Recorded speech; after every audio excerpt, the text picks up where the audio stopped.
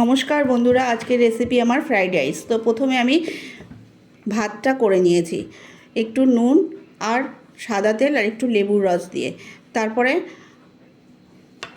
সয়াবিনটাকে সেদ্ধ করে নিয়ে একটু নুন আর একটু মিষ্টি দিয়ে ভেজে নিয়েছি। তারপরে অন্যদিকে সবজিগুলো ভেজে নিয়েছি, বিনস, গাজর আর ক্যাপসিকাম ভেজে নিয়েছি। আবার অন্যদিকে শুকনো খোলায় গোটা গরম মশলা, জয়িত্রী, জায়ফল আর শাহজিরা, শাহমরিচ ভেজে গুঁড়ো করে নিয়েছি।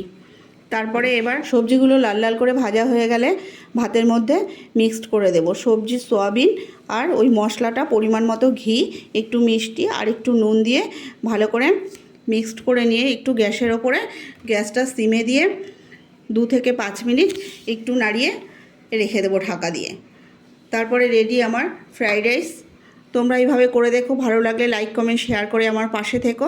দেখা হবে নেক্সট ভিডিওতে। আসি আজ, সবাই ভালো থেকো।